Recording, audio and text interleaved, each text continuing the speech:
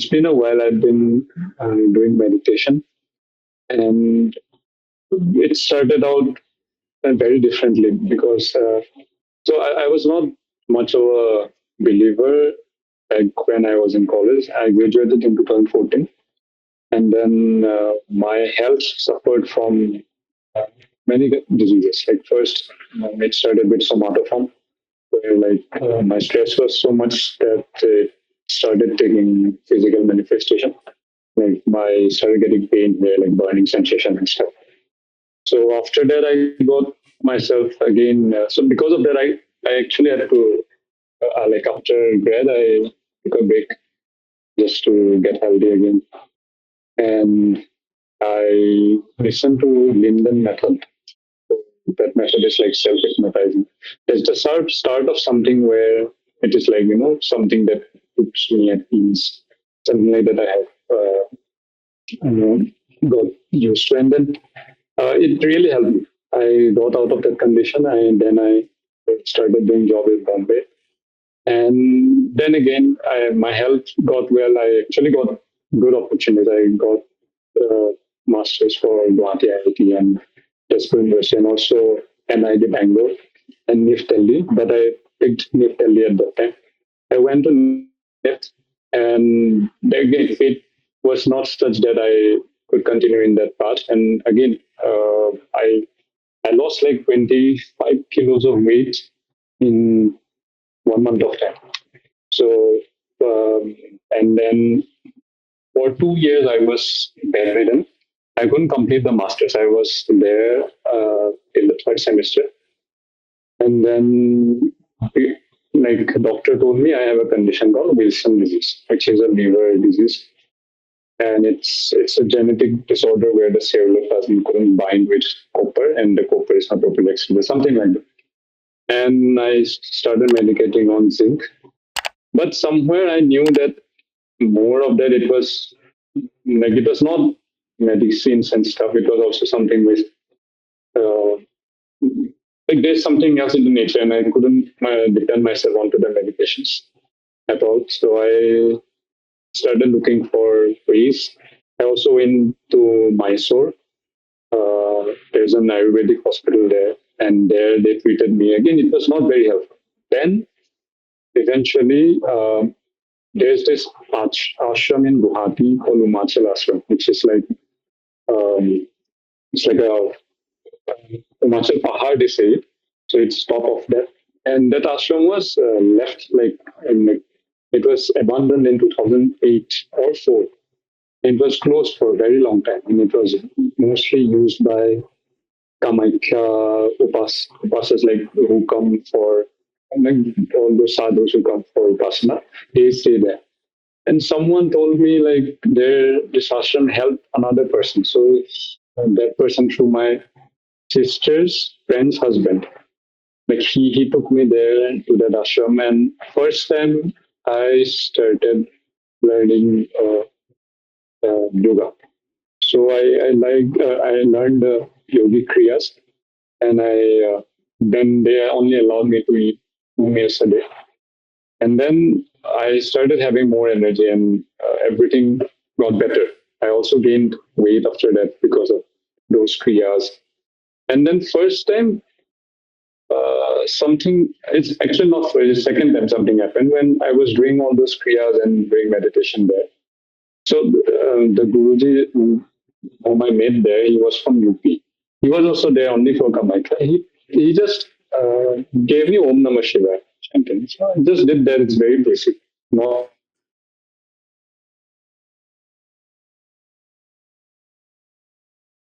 You're frozen,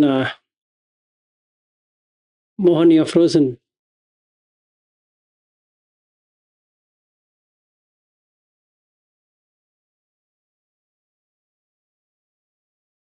the current was gone, so Yeah, yeah, the yeah. Wi-Fi got turned off.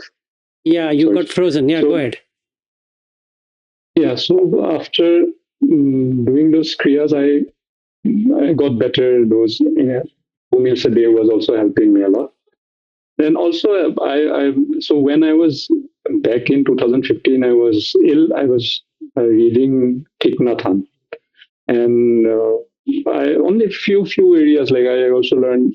I also read Bhagavad Gita, and those things helped me. And then what happened was in 2000, very recent. I was doing all those things that was going normally. Meditation was not something I used to do a lot.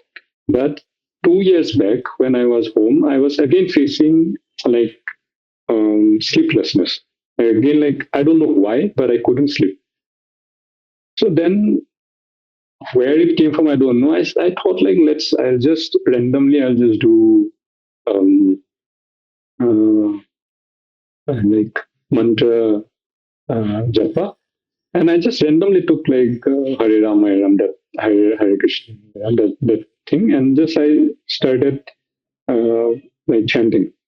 And not chanting, like randomly, I don't know, I just visualized the mantras and how the alphabets. So I kept on doing that night, I remember. And then all of a sudden, it's like it didn't stop. I stopped chanting, but the chant was going on. And I'm like, I got very scared because it's like I know like whenever we like some song, that songs kind of play, but when we don't want to hear it, we can stop it. But the chanting was not stopping, and I was very scared. I was so scared. I went to my mom, and I wasn't Sikkim then, but that time I was in there. So I went to mom and said, I don't know if something happens tomorrow. I'm just surrendering. I don't want to like I can't tell you what is happening. So outside it was looking very normal, but inside all those like crazy things are happening. And I heard like those what do you call it, those thal. In Assamese we call it thal, like thum thum thum going on. The drums are going and like the flute music and everything was like hitting at the same time. And then I was like I felt like vomiting and I just slept. But it was continuously running. I remember I couldn't sleep. I woke up again with that chanting. It was constantly running, running, running. I was very helpless. So I thought, oh, I remember like, I had the number of that Guruji who was from UP. I called him and he said, don't be scared. It happens. It happens. And you just don't be scared. I'm there. He said just that. I felt very relieved because that was said. And then I stopped worrying about it. And he said, just sit with the chanting. Like if you're hearing it, just sit. So I just sat on my bed and I remember it was continuously running for 2 days. And those sleep was also not there. Like I was sleeping, but it was going on and I woke up with the chanting. And then something changed. For 3 months I remember last year. And then I went to Sikkim, that experience happened. And I remember all the passion was gone. Like the passion I felt to write stories and stuff. The like not for clients, but for myself, like what I want to tell the world, like the stories that I had in my mind. I didn't feel that passion to tell. And then I went back to Sikkim and I remember everything was like whoever asked something, I just gave it without even thinking like second thought. Now I could say this because now again that thing is gone and I hesitate now. Like if someone asks something like there's something that stops, like logic comes into it. But at that time it was not there. Like if someone asks something, I just give it. And then those 3 months gone by and it's gone. And then I was like, it was like a quench. Like once it hit me, I was like looking for it. How can I again get into that state? Because I remember like the whole day, only thing I wanted to do was sit and just do jajap. It's like that. And then I started looking for reading. I started reading Vajrayana texts like Padmasambhava's books and those techniques I got in Sikkim. And but again, no one was there to guide me. I was just reading by myself, so I know it's very basic stuff that and probably selected stuff that I was doing. And then I found this Mind Illuminated by Culadassa, and it was very systematic and how it said like to focus on the breath. It shouldn't go away.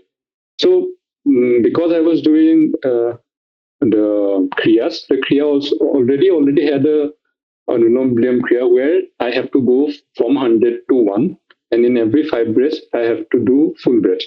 So I already did something like that. So it was easy when I was doing Kuladasa. But in Kuladasa also, after like I cannot progress after some point. Like if I do 40 minutes or 1 hour meditation, I can fully, like, not even one breath I miss, but I don't know what happens next. Like I cannot go progress further. And I am mentioning this only because I was also going to ask you what to do about this to progress further than the breath.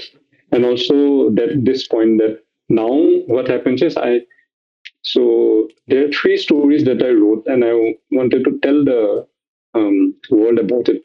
But now I don't feel, because every time I write that story, I have I myself am going through that experiences. Like there are two characters. Like it's inspired by the Astamangala Serene in India. So these two sisters are Serene in India, and how they face the difficulties, I am inside them. Like I am serene and I am facing that.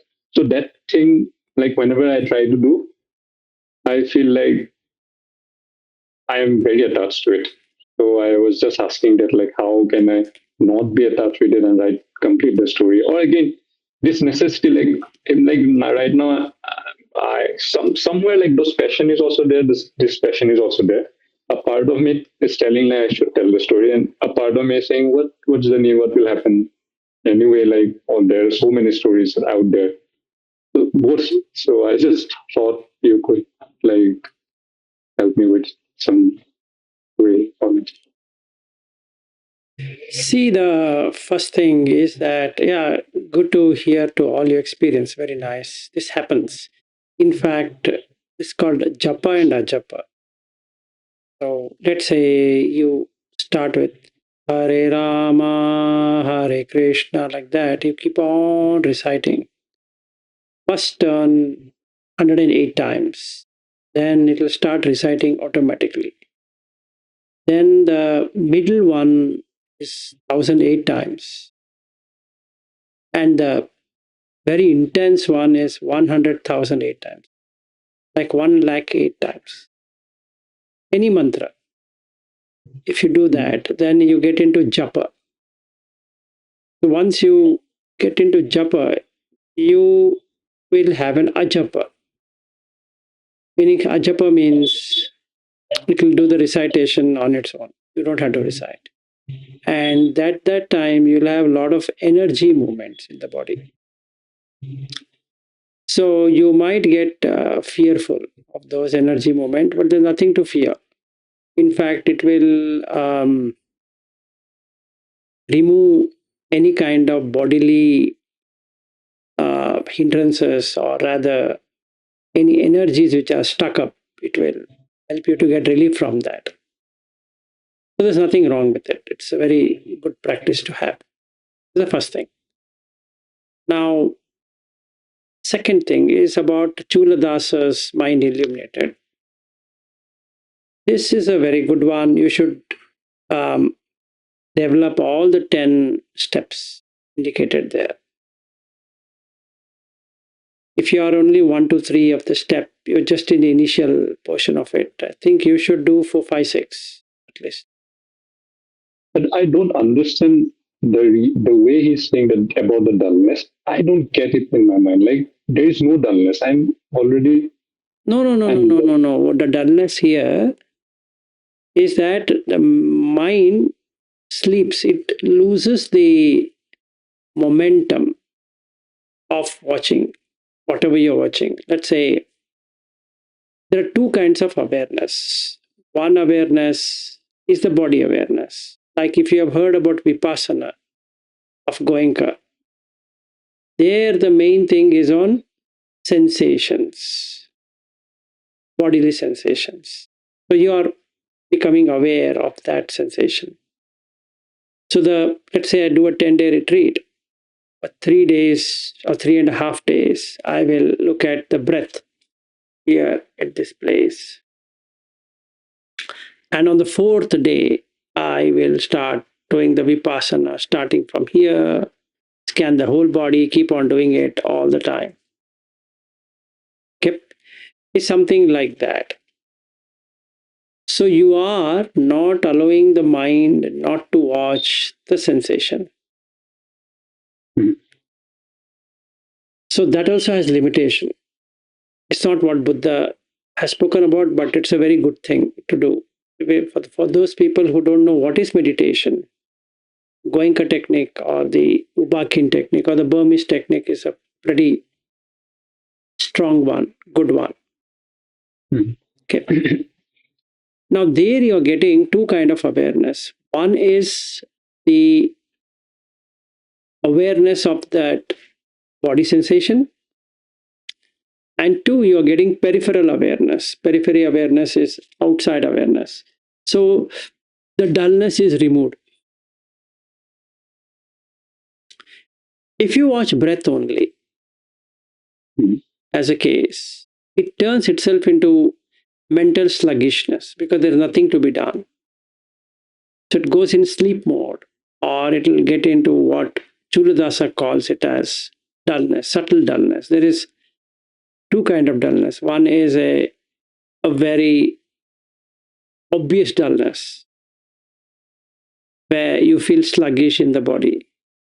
But the mental dullness is even more subtle than the physical dullness, meaning you get mind foggy. Mind becomes foggy. You're not clear what's happening. Mhm. Or you might get confused, or you might feel, I don't know what's happening, because you don't get piti, and piti means joy, and sukha means happiness. So you don't get anything of that. So that translates itself to mental dullness. I see. Okay. Mhm. Now, is that natural to expect? Yes, it is natural to expect any kind of dullness because it depended on boredom, how much boredom we are getting due to constantly watching the breath, right? So it is not interesting because we are used to sensual stimulation. But here there's no stimulation, right? You're actually reducing the stimulation. That becomes a big problem. If you ask me, sit for an hour, there are two problems associated with that. One, I'm doing something which makes the mind restless. Number two, even if I were to do it, what's the benefit out of it? What do I get? Right? And then somebody says you'll get a lot of joy and happiness. So I'm trying that. The moment I start trying, it doesn't work. Anything we try, it doesn't work. So we need to learn to be in that rather than trying to be in that. So there's a difference between trying to do something, doesn't work. So we have to learn that whatever Culadassa is saying, you should somehow understand what he's saying in that mind illuminated. And once you do that, you'll be able to proceed to 4, 5, 6 stages. And then 7, 8, 9, you get into a very deep state, which he calls it as metacognitive awareness or something like that, which means you know what is happening in the mind. You can exactly pinpoint and say, this is the thought, what I'm getting. This is the feeling, what I'm getting out of. So your reaction to that keeps on reducing. Okay. So this is what that mind illuminated book is. So once you get 7, 8, 9, and 10, you have mastered it. Now you are ready to leave Culadassa's mind illuminated and move into the Buddha Dhamma. Same thing with Goenka. You have done 10-day course or 20-day, 30-day, whatever that course is. And now you have mastered how to sit and how to meditate and all that. Now it's time to move further. So the difference between Culadassa's mind illuminated versus Vipassana of Goenka is that Goenka calls that as Vipassana. Yes, it is, because you're not only watching the breath, you're watching the sensation and not reacting to sensation. And in that, you're seeing anicca, dukkha, and all that, or anicca nature, basically arising and passing away. So you know that the sensation is arising and it's passing away. You have a sensation of, let's say, itching. and that goes away, and something else will come in its place. So, it's not sticking there, it's continuously changing from one to another. So, it is more about body scanning, Yeah. right? But in Buddha's terms, that's not really vipassana what Buddha is talking about. But for those people who don't know what is vipassana,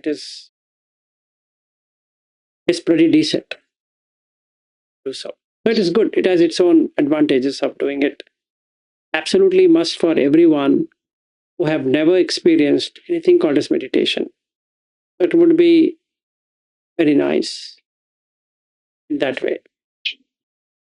So you can choose between Culadassa method or Goenka method to begin with. Let's say you have done it. Now it's time to keep that because your foundation is good. Now you can work on what Buddha says. So, sir, so that's the convenient Chuladas's one. My issue is that uh, after like I said, like if I'm doing 1 hour of that breath meditation, I do not lose one single breath until the 1 hour completes. What should I do after that? Continue watching it. There's nothing like you're stopping it. See, there are two types of doing. One is a formal meditation. When we say formal meditation, you take a cushion and you sit. Like you say, I'm sitting like this. I put a timer of 1 hour. I'm doing it. Am I getting piti and sukha is a question in this 1 hour. Yeah. But I'm not getting anything. So Sometimes I do get and like I said, it's random, and because I cannot reproduce it because I do not know the method, it's like sometimes happens is like I really feel like the body becomes light, or some part of my like head becomes cool, heavy. Sometimes not it heavy. becomes heavy, sometimes becomes light, sometimes becomes cool. Right? So Yeah. yeah. So all of those are part of piti, joy.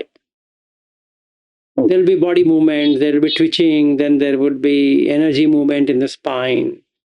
Then you feel something is moving in your stomach area, or you feel racing of your heart, and sometimes tears will come, and then hairs will start to stand to the edge or something like that. So all of these are going to be there. The intensity differs based upon how long you're doing it. Sometimes I don't feel anything at all, and I feel like I just it was just I just sat and I sat for the sake of sitting and Yes, that also noticing will my happen. breath. That also will happen. So what should I do? The genuine question. Yes. Continue while walking. Yeah, I do that. So that's what when I was in the yoga center, like ashram, that person told me about like looking at the breath while Mhm. making the steps. Then I also go in this vipassana method, like not so it's like a mix. Like I don't know what exactly it's called. Like I said, I am not, and my memory is not that good. So it was about so that mention about like if I'm suppose I'm lifting the pen, like before lifting the pen, I just make a note. I'm lifting the pen, and I'm lifting the pen. And suppose if I'm raising my hand, so before raising my hand, I'm making a note. So I was doing that, and I must say, like it really helped me because these days, if I am saying something that is, uh, I have noticed with myself, I used to say things without thinking.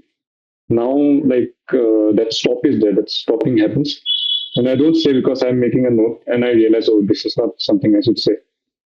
And when I was doing that in Sikkim, what happened was I was noticing and witnessing everything. I was also noticing like there's a ringing, like the head if everything is calm. Because at night time I can hear properly that ear is like ringing. It's so calm there. But that day, whole day, it overwhelmed me. Like it was so much of a ringing, and I was like, not too much because I was noticing. I felt like I'm gonna pass out. That scared me. That's again scary episode that happened while I was doing all this.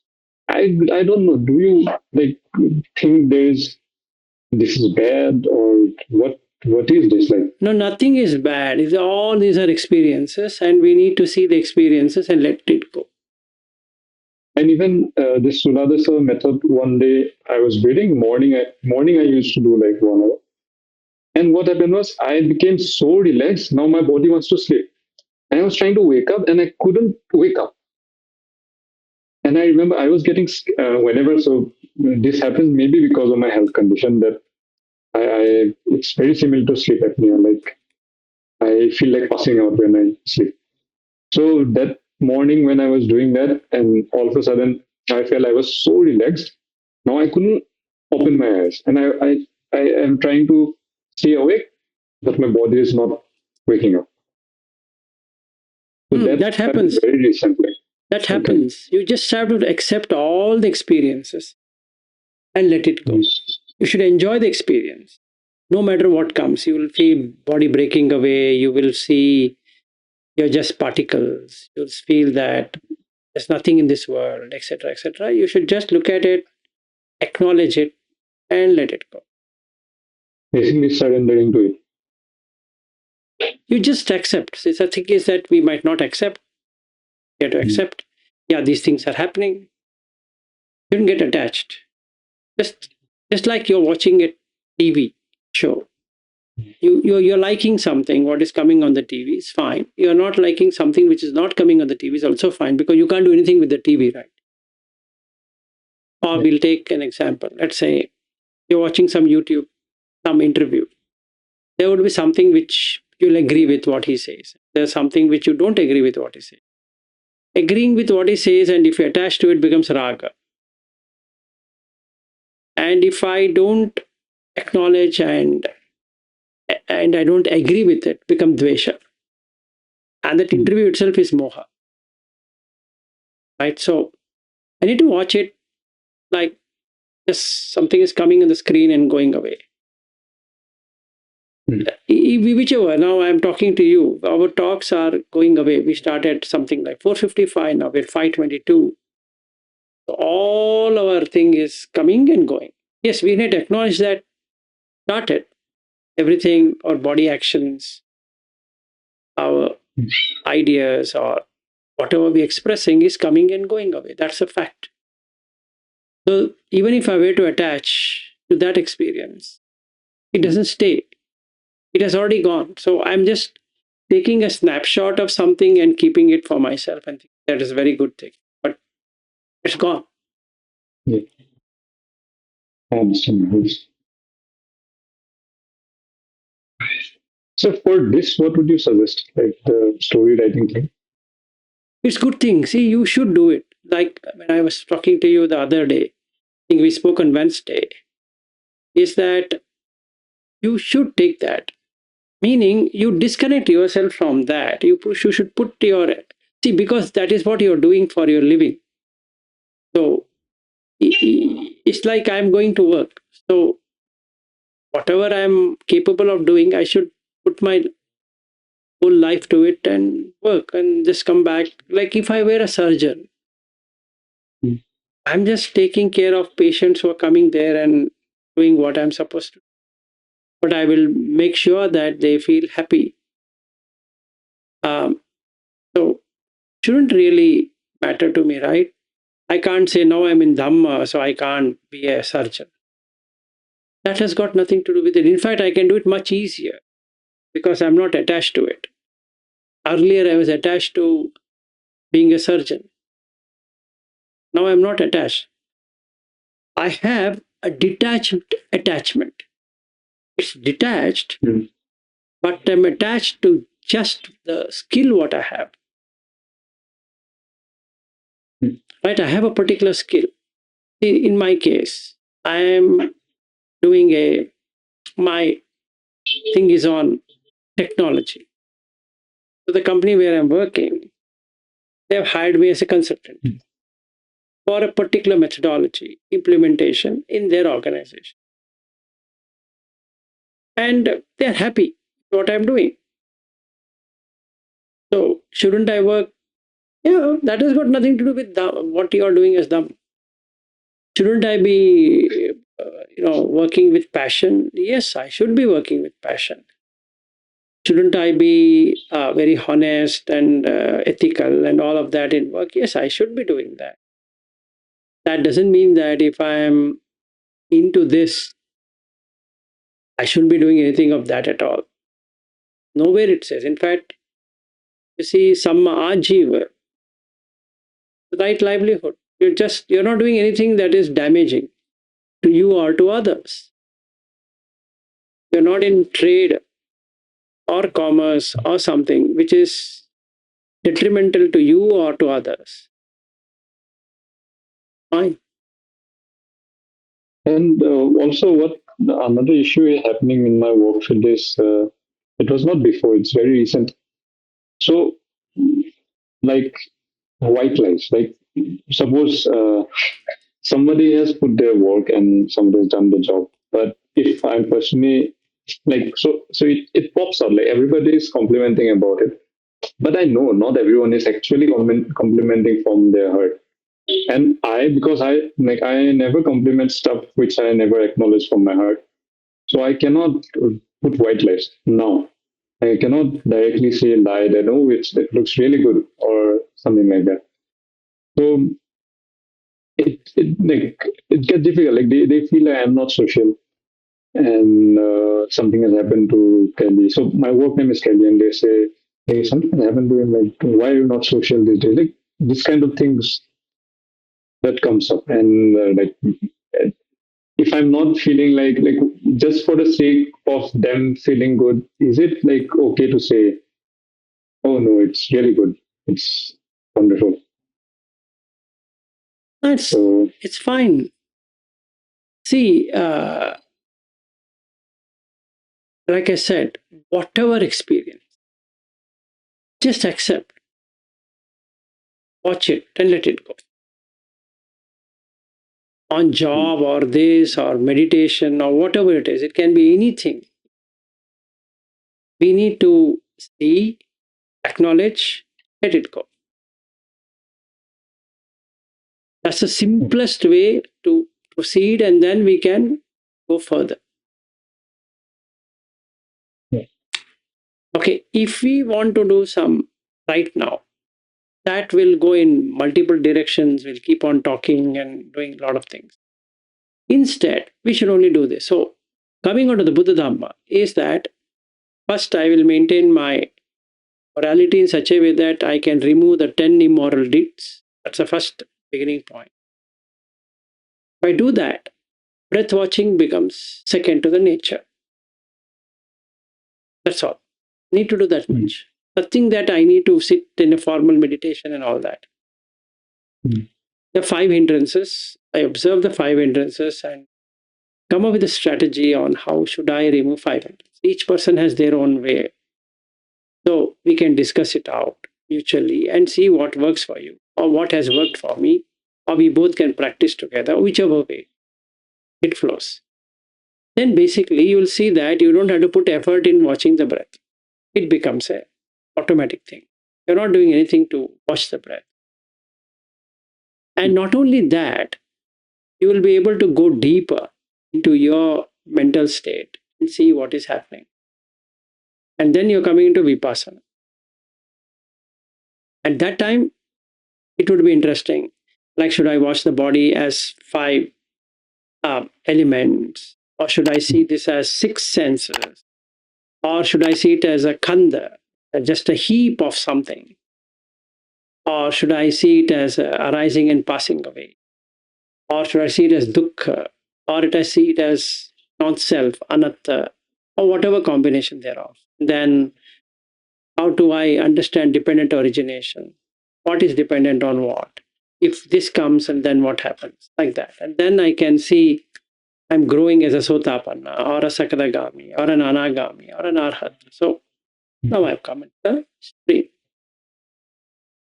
So if I were supposed to take the Buddhist route, not saying like only the breathing thing, like I really want to study it or like study in such a way because you are already like very experienced with the sutras. So what would you suggest as a beginner that See, there specific is direction of what study. I had done, you can do it. So there is a sutta by name Pena Pindupama Sutta. You just on suttacentral.net, you can Yeah, go and download SN 22.95. question 22.95. Yeah, just do that. It gives you a with a analogy or an example on 5 aggregates. See how far do you understand, Hmm. and then we will discuss once you're done. Yes. And sir, another query is so I also like how like I only have this red book of I think it is published by um, some leaf. It is so it's Bodhidharma's book where it's like there are three sermons that he talks about and how he gives this analogy of still water, how it reflects the moon. And also, I read about Milarepa and Tilopas, a few things like how they say, like, you are enough, you don't need to learn anything like that. So, my understanding is somehow I understand this that every time we learn something or learning and also attaching it, this happens. Like, and like today, suppose I'm talking to you, I'm very sure I will see you in my dream somewhere. Or if I'm in the morning, like most of the time when that's the problem actually with writing the story. Whenever I write the story, I get so much into it. I see in my dreams those characters coming up, and I'm experiencing that. And or even if like in the morning, if I am talking to someone and some issue arises, then I sort that issue in my dream. So that's how I know I have attached to it. Because if I have not attached, my brain should not be again bring that thing to me, right? No, you're bringing in too many things, Mohan. What you do is just do this much. Whatever you studied is fine. So now we need to have these 3 things. Remember it. Number 1, we need to study. Number 2, we have to keep that continuously channelized in our mind. Okay, continuously looking at what we have learned. Let's say this Pena Pindupama Sutta. You first read it, thoroughly read it, then whether you look at Bhikkhu Bodhi's explanation or you look at Sujata's explanation or whatever that is, translation basically. Now you've understood it, keep it aside. Now keep on reflecting upon it. So, Suttamaya, meaning you heard it or you read it. Chintamaya, it means you're mentally reflecting upon it. What does Buddha say here? Why does he say like this? And So, Bhavana, yes. how is it different than? Sorry, I interrupted you. But how is it different than not attaching to it? Because the moment I give chinta to it, I am forming an attachment with even the words No, there in you the see, sutta. you have to have something and then detach with it. Otherwise, you have to kill yourself. Even then, you should have. See, the thing is, we misunderstand. You need to have an interest. And Buddha says, interest is the starting point. In fact, that itself is an iddhi. Iddhi means psychic power. You need to have an interest to do something. If I say I'm disinterested, then I'm following a wrong thing. So I need to have an interest to study. I need to have an interest to investigate. I need to have an interest to experience. So if I say I'm reading or hearing or whatever, there's an interest, right? Whether it's Culadassa or this or that or whatever, I am having an interest. Even to sit for 1 hour meditation, there's an interest. Otherwise, how can you Of sit? course, yeah. So, Interest comes first in the so action. if you say that there's an attachment for interest, it looks stupid, right?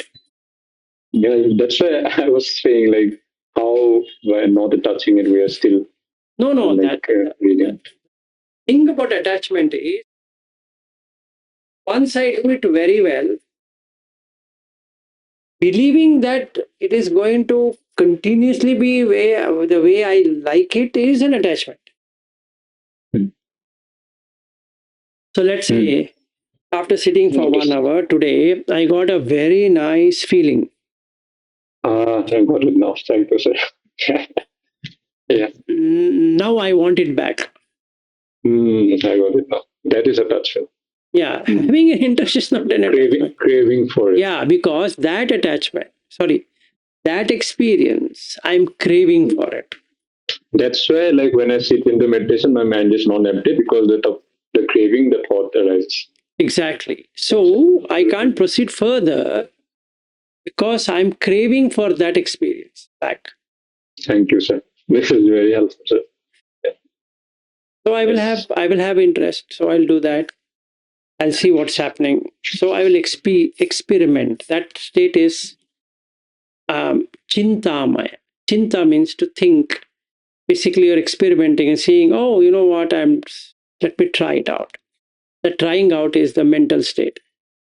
And then you get a result out of it, which is called bhavana, to stay in that, to understand what's happened, how it has happened. So that is what is called meditation. So when you say I'm meditating, it means you know the subject, you have contemplated on that subject, and now you're getting experience on that subject. Does that make sense?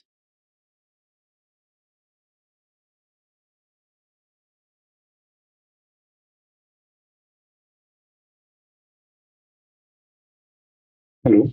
Yeah, I'm there. Now you're. Sorry, sir. My again current went away, so No, that's okay. That's okay. That's okay. So what I was saying is, now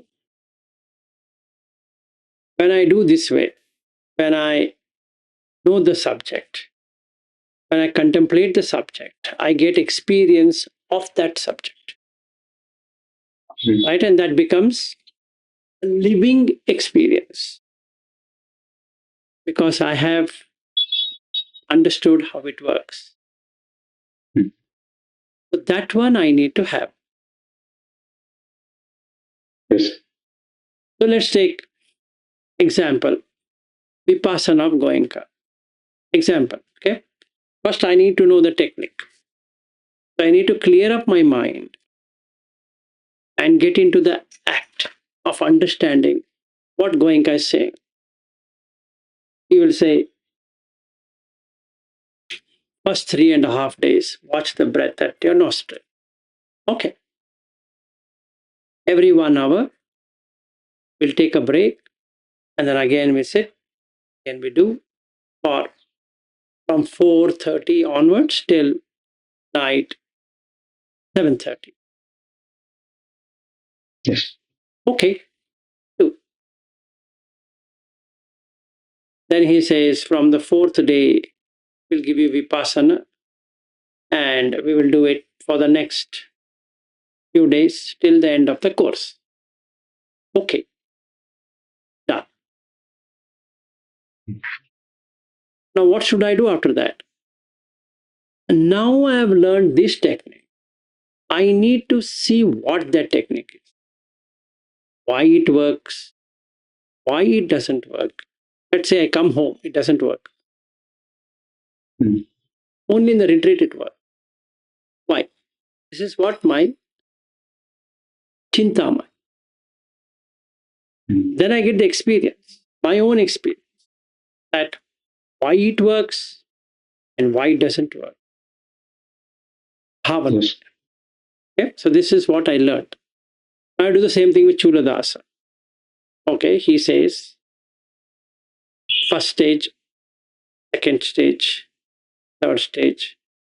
Okay, 3 stages. Let me work and see it. And then I see, I start contemplating on it as mental, chintama. I get to understand what Culadassa is saying.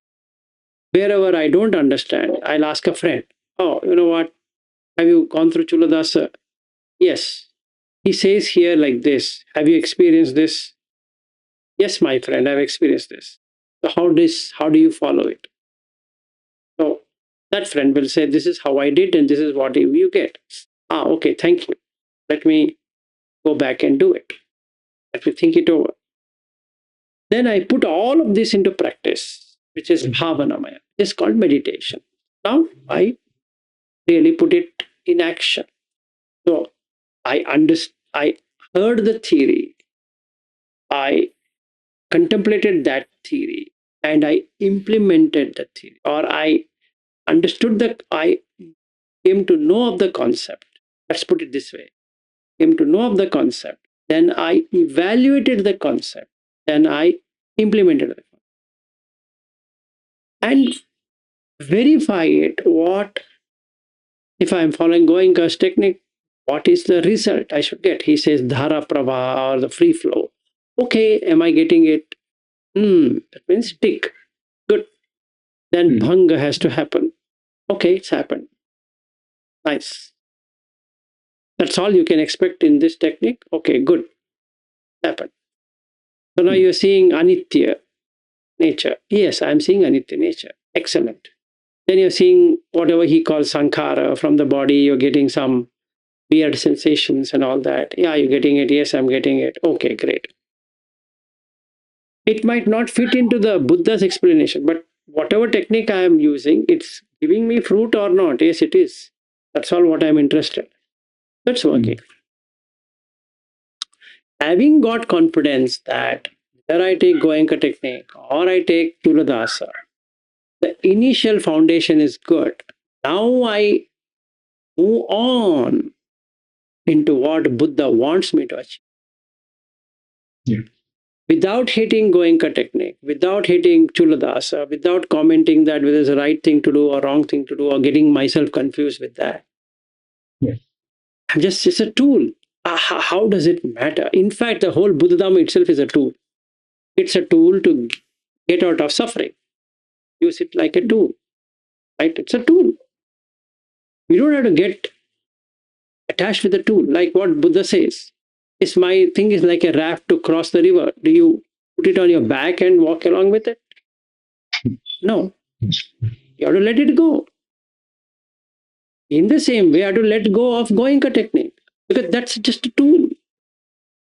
I can't be obsessed with that tool, saying that it's the best tool ever made. Maybe, but you have to let go of it.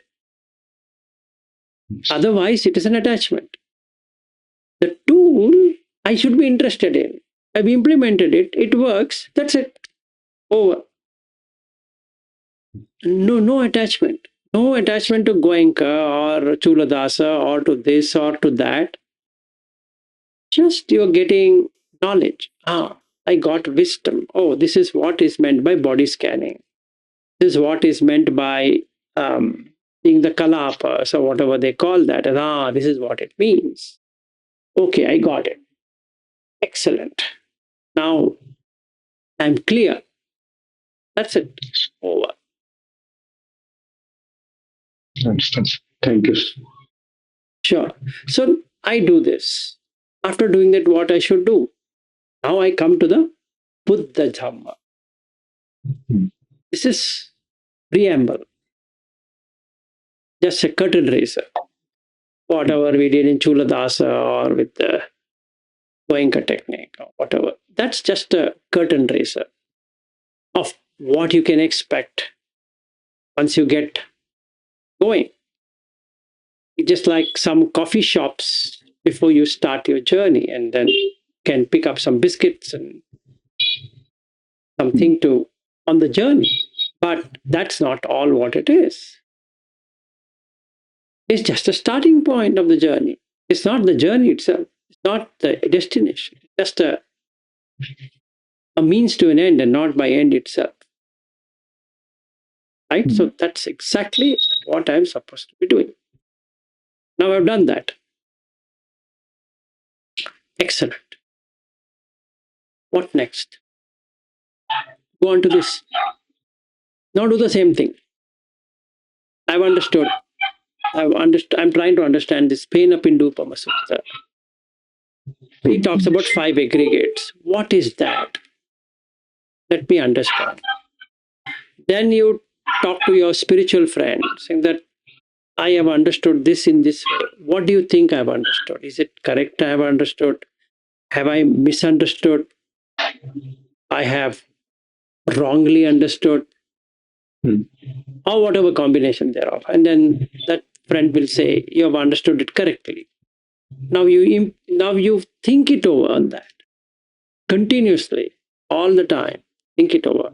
Whatever you see, whatever you hear, whatever you taste, whatever you touch, whatever you smell, whatever your thoughts, take that. Okay, how many days? It's up to you. And start implementing. You have thought it over, start implementing. Once I implement, I get to see it. Ah, got it. Excellent. It worked. Now I go back to my friend saying that I implemented this way. When you implemented first, did you get these results?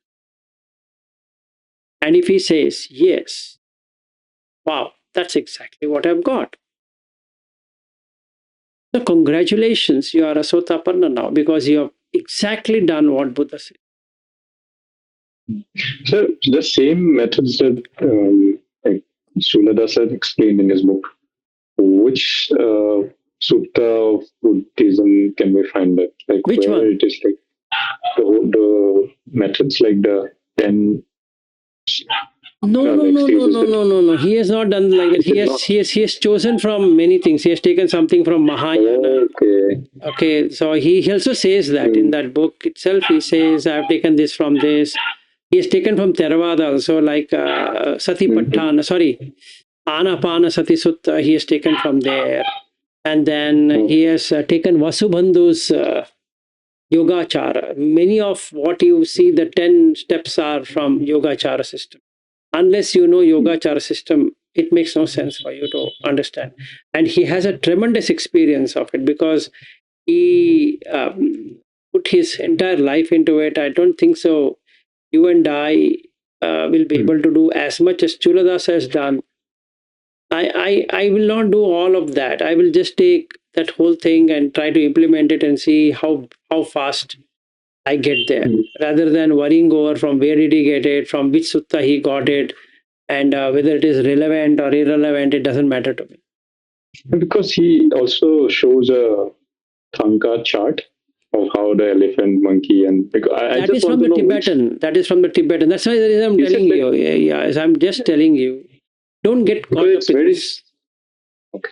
It's very similar to Lamrim method, like how the chart Myanmar shows. method, No, Lamrim Lamrim. is just Yeah, that is the Tibetan kind, right? Tibetan, yeah. Yeah, yeah, yeah. That is Okay. true. He has The, followed it. So the visual chart of monkey yes, and that the is what is shown in the Vajrayana. So mm, it's taken from there, irrespective from where he is taken. It doesn't matter. It works. That is what matters. mm, See, we shouldn't get into intellectual side of it. Then we are delaying the whole thing. First, let us take the fruit, right? Let us implement it. Many times, what we do, Mohan, is that we get more associated with it, trying to see from where did he get it. We get curious. First, implement it. First, see whether you understand what he's saying in that mind illuminated. Okay, so first read Suttamai, then comprehend it. Keep on thinking on that continuously. Chintamai. Then you get a answer to yourself, Bhavanamai. That is far better. Whether it's Goenka or this or that, it doesn't matter. We are not here to criticize or to appreciate or to write a biography on them.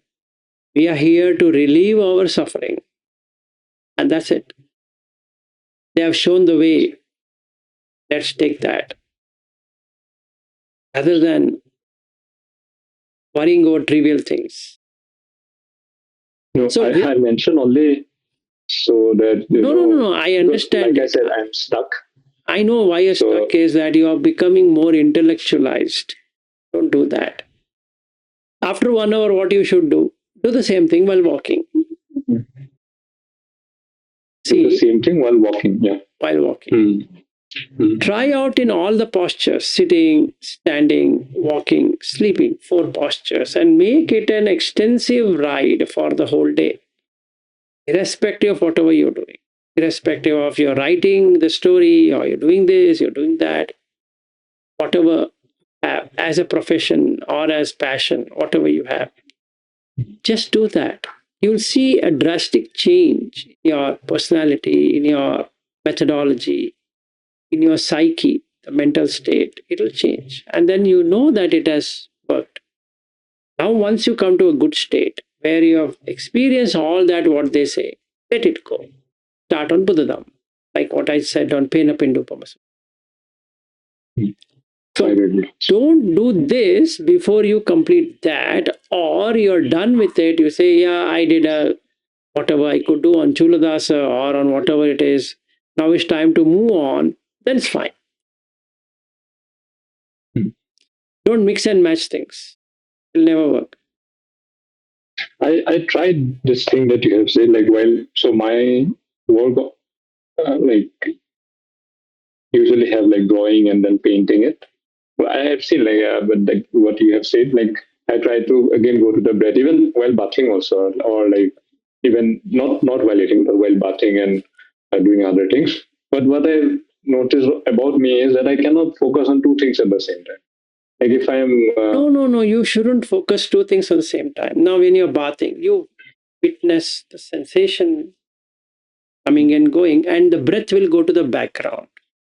it is that yeah, something goes to the background. Like That is what you that need to happens. see. See, when I'm talking to you, you think I'm not breathing, then I'll be dead, right?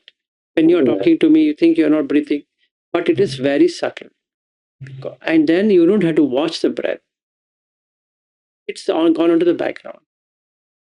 Let's take another example. I'm just sitting and a thought is taking over. So the breath will go into the background.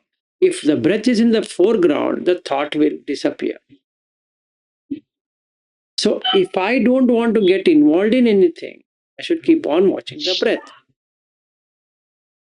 That's it. Mm. Now I understand what Culadassa is meaning in his text. Yes. I needed this discussion about this peripheral thing. Yeah. Forget about peripheral awareness, all that. Okay. Those terms. Yeah, I got it. If you're getting confused on that, just leave all of that. Metacognitive, this, all those words, you just throw it out. Now, what is that you need to watch? When you're walking, are you aware of walking? That's all. Aware of the foot in air. Actually, the foot is in air. So this is in space. You know it's in space. Or you don't even know it's in space. So you know it's in space. So what happened to the breath? That goes to the background. Does any thought take over of that? No. That's the advantage. Foreground, background. In the front, I am the witness to this hand moving. In the background, the breath is there. And no thoughts will interfere, whether it is sensual thought or a thought of ill will or restlessness or worry or sloth and torpor or sensuality or anything. Why? Because at present the mind is filled with this moment. And the witness is the breath. That means at the peripheral or background awareness is the breath. And it is with this moment. Now I would like to get up from my seat. The intention to get up comes. Now I watch the body motion as a witness, not as me, as a witness. With the condition, with the intention of getting up, the body gets up. With the intention of sitting, the body sits. And when it folds itself, we call that as sitting. So there's a label called as sitting. But if we see the body is pressed, folded, like a furniture, that's an awakening moment. I never knew it. So that will give you, aha, got it. You know, I did this and it's like a puppet show. So now I can see everybody is doing the same thing. Right? So there's no person there, it's just actions, which are called as sankhara, meaning some intentional action that's happening. Good. I understood the Dhamma. It's just Dhamma coming and going away. The nature of things is arising. Now this is arisen. Very soon, later, departed. Right? And then I'm doing like this, arising, departing. Or rather, arrival, departure, plane, aeroplane, airplane, arrival, departure. Life, arrival, departure. From the womb entry, arrival, going to the tomb entry is departure. Right? Now I can see this. The game of arising and passing, which is dukkha, because it doesn't stay. I do like this, and I do like this, and I do like this, I do like this.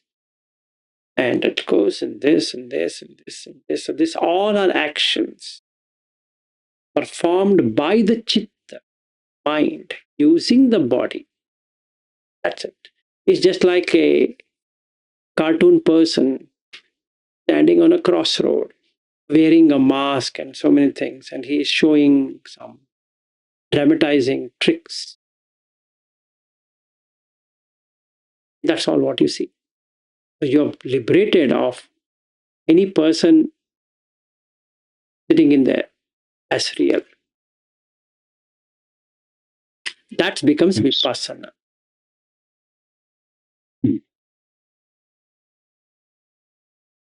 That's how you see it. For that, you require samatha, tranquility. So, what Culadassa is doing is to help us with tranquility. Good one. So, I know something is in the background. I know something is in the foreground. If the thought is there in the foreground, the breath is vanished. So, the whole environment now is filled with that thought. That shouldn't happen. The thought is in the peripheral awareness. A thought has come. It's up to you to give it an energy to come. It will say, tuck, tuck. Sir, can I come in? Hold on. Hold on. Then after 10 minutes, tick, tick. Sir, can I come? Hold on. Okay. After next 10 minutes, tuck, tuck. Yeah, come. You are watching that thought. Earlier, the thought used to take over. Now, the breath goes to the background and the thought comes to the foreground. Do whatever you want to do with that thought. It is coming, says that I need to do this. Evaluate and see whether this thought will take you to liberation or it will take you to bondage. If it is going to bondage, don't take it. If it is going to liberation, take it. That's it. So, with all this, like, I understand, like, this needs constant witnessing, like how we were witnessing during that meditation or in that bed. But I have figured, like, sometimes when I'm ill, or one thing happens with me is like I have motion sickness.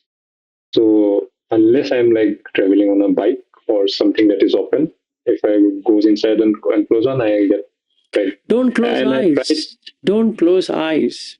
as far as possible, practice half eyes closed meditation. Don't fully close the eyes. Like I keep it little bit down so that there's no distraction of people or whatever.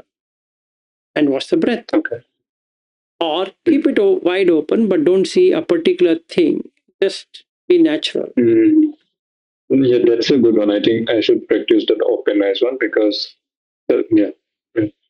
If you have a motion sickness and you close your eyes, the whole world start to rotate. That will not work, and you get a vomiting sensation and all that. Don't do it. I cannot travel nowadays. Actually, I brought up that thing only because I wanted to tell you this. Like, I had tried concentrating on my breath, thinking it would work and the motion sickness probably would go away. But I failed so many times. Every time it happens, or I am getting sick, very sick. And That's the reason. We nowhere in the Buddha teaching there is something called as closed eyes meditation. mm, And so I don't know from where did they find it, why they should close your eyes. I don't know. Because any formal meditation looks at closing your eyes and it's become a habit. In fact, your brain signals closing eyes as sleep. And that's the reason we head back to sleep. Because closing eyes means you're sleeping. So we are programmed to sleep if we were to close eyes. So that's the reason we get drowsy. yeah. Shouldn't. That's the wrong way of doing, but we are used to it. So it's fine. But actually, if you ask me, honestly, you want to do for long hours, never close your eyes. Open eyes, yes, yes. Makes sense also. That way, while working, also it will become a habit of Yeah, keeping track of the absolutely, breath. absolutely. It's a continuous affair. Mm. It's not a one-time affair. Continuous. And then even after that, closing eyes and tracking becomes easier.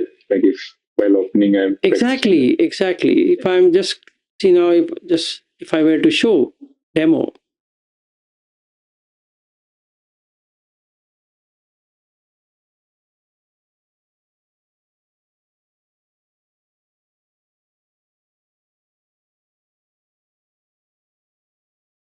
I have not opened the eyes, but I have not closed it either. Only the front ones, I just made it like this so that I don't have to stare down. Just enough Mm. to keep this observation, the whole body observation open. Oh, that reminds me of a doubt that I used to have. So they mention about like mm, little opening and looking at the tip of the nose. Yeah, but I was so confused because when I do this, like both eyes see it's like a illusion kind Yeah, of a yeah, thing. that will become a pain. After a while, you get Yeah. headache. Yes, sir. So where to actually look at and to fix it? See, the idea is fixation of the breath coming here at the nostril, at the entrance of the Okay. nostril, or the chest going up and down, or the abdomen, or all the three. It'll be fun. Understood. That was all from my side for today. Good, I didn't good, have any nice. So we questions. had a good Thank you so much. discussion, and I will upload it, and then it'll be good. Another thing is that we have a English session happening in the Oh, morning at 8:30, and we morning have 8:30. 8:30, Oh, and evening session we have in Hindi at 8 o'clock. Hindi, and it'll go deeper into Buddha Dhamma. So if you are interested, can join either one of them. I can add you into the WhatsApp group what I have, and then can join. If you join English, it's a practical way of doing where we speak about everything from Chuladassa to everything, because there are many people who have done that, and then interesting. So 8:30 in the morning till till for 1 hour till 9:30, and then if you want to have a Hindi, if you can understand Hindi and you love to get into Hindi group, then it is at 8 p.m. morning I'll still try, but that's the thing. Like these days until September and 8 o'clock, my work starts like 8 a.m. to 5 p.m. So I will try to join then you join for Hindi session. You don't have to join for English. Meaning, if you are interested in the Buddha Dhamma in deeper insight, you join at 8 p.m. Today also you can join because we'll be doing meditation. So at 8 p.m. So from now till we meet at 8 p.m., you need to just watch the breath, however you're doing, and then I will teach you what next to be done. Yes. Okay. That will be nice. Same and link. we can Same link. Whatever you have now, same link will be Hindi at 8 p.m. At 8 p.m. And I'll add you in the group. Yes, sorry, you were asking me something. It's only that, like, whenever like this, because it's only till September this project is there. I think I'll join the morning one because yeah, no worries. You can join both. You can join one, or you don't want to join anything. Also, it's fine. It's up to you. No, I really want to. I want to learn as well because the place I'm staying right now, it's not no. There's no way I can learn Buddhism anywhere, and I have realized I've tried because my childhood was in Don Bosco. I was I talked about Jesus. My family is Hindu. I also like I see things like how they practice, and I have always got attracted towards Buddhism, and so and because I have no way I can practice it here or anyone I can ask. Like now today, even this simple doubt is like why I am taking attachment as craving, or those confusion there, and because you said it's much clearer now, and I'm like I can again delve into that project. So yeah, these small things I needed the clarity, and I'm glad you were there. And I was so happy when I saw it because other videos people talk as if like it doesn't make sense until I watch your video. So I'm like, okay, I'll try to reach out and see if you would give her. And thank you so much for giving your time, sir. I'm really absolutely grateful. fine. Absolutely pleasure. So you can either join Hindi or English or both. It's up to you. So please join. And then Yes. I will first add you in the group, and then this one is there. I'll share the English one link as well. So that will be for English every weekday, Monday to Friday, 8:30 a.m. And from Monday, or rather, yeah, from Monday to Saturday, okay, is the Hindi session at 8 p.m. Okay. 8:30 English weekdays, 8 p.m. till Saturdays is Hindi. Okay. I'll join whichever possible I join. So one last thing. Yeah. I want to about so I have a big issue. Now also I'm suffering like now my stomach like I don't feel hungry. That's the issue that I'm facing these days. Like even if I like fast 24 hours, and there's an issue I'm facing. And sometimes what happens is if I take sugar or sweet stuff little much also, it like gives me gas in my brain. And I cannot focus. I feel restless. I cannot meditate also. That I have noticed. No, that is in general. So you need to check your liver because basically the hunger tips off due to liver issues. So you already had liver issue. So you need to check with the doctor on your hunger level because you lost 25 kgs in 1 month. Is very big actually. Nobody In loses 2016. yeah, nobody loses so much of weight. So now you have that means you have some kind of issue with your liver, and liver is the one which will create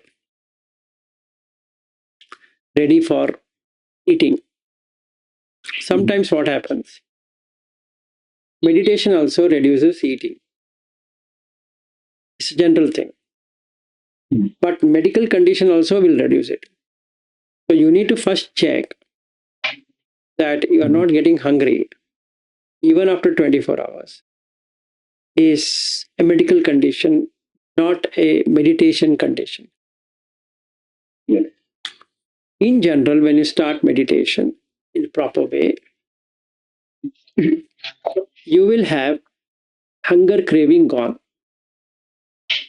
Only when you're hungry, you feel like eating. Otherwise, you don't want to waste your time in that thing. Just like going to toilet. You don't keep on going there because you enjoy doing it. The same way eating becomes like that. You're hungry, so you eat. If you're not hungry, you don't eat. And that helps a lot. But I should be sure that I'm not losing muscle fat, I'm not losing bone, not losing so many things, calcium, or any of the minerals. I need to have a thorough check. Otherwise, it becomes unmanageable. The body pains, aches, and everything will start. Now you're young, you might not get into it. But once you progress beyond 45, 50, you might get into problems. So you first get it checked thoroughly. Because this hunger thing you need to rectify. You need to have hunger. So would you suggest that like the monastic eating schedule? No, don't do that. That's what I'm trying to tell you. First, get it checked. Monastic schedule, like 11 a.m. or 12 p.m., whatever that eating. If you kill the hunger for some reason, it will be detrimental. It should automatically reduce, which it'll automatically reduce. You will be pretty healthy. Meaning, if you were to be verified, you will not have any loss of interest, loss of appetite, loss of energy. You're very resourceful, you're very strong, and you can do many tasks. Then you have developed a lot in Dhamma. Otherwise, we sometimes do the other way around of misunderstanding it. It shouldn't happen that way. Just check. Okay. See. But usually I'm like that Wilson thing was last checked 2017. After that, there's no way other than doing a biopsy. I don't think. No, don't do the biopsy thing. You just have to ask the doctor, a good doctor, that you're not feeling hungry. So they will check your, there's a liver functioning test and all that. So you just. Yeah, those are normal, sir. Normal. I do that. Yeah. LFT. So after I have introduced. Then you have to check why you are not feeling hungry. I have asked these questions of so many. Okay, then forget it. Yeah. If everything is looking, you shouldn't lose weight. That's the first thing. I am not now. Now it has stayed in 51, 52. It's not reducing after this. But initial that was 67 to 72 kilos initially, which was 2016. And maybe because those 3-4 years I suffered, my body probably had accepted it as a new normal. But then again, when I was started, like in that ashram, my hunger was a lot. Then it reduced because I had prolonged it for so many years, that intermittent fasting schedule. Then now it's like. Then don't worry. You just continue. Because you're saying it's a problem. I'm saying what you should do. I'm just asking, like, not getting hunger. Yes, even good. Like fasting for 24 hours. That is the problem. That's the reason I'm telling you. You will be able to sustain it for more than 18 hours without any problem, which is good. Actually, intermittent fasting of 18 hours is pretty good, healthy. But you should feel hungry. You should feel interested in eating. If both are not there, then there's something wrong. You need to get it checked. Because if you are not able to eat after 24 hours, let's say 48 hours, try that out. Just see whether you're getting hungry after 48. Yes. I will try that. Yes, I have not tried in 48 hours yet. Yeah. Like I did before in 2019. But drink water, drink a lot of water, and then see, it will bring up the hunger. When you keep on drinking water, it will bring up hunger. I mean, not take a whole water. Keep on sipping water, so it will get dehydrated. The hydration will start. And when the hydration starts, it will pick up hunger. And then you really get intense hunger pang. Now you know that you're perfect. Then you eat. Then it reduces from 48 hours, it comes to 35, 36 hours, you feel hungry. Then it comes back to 24 hours. And then it comes to 18, 16 hours. That's normal. Yes.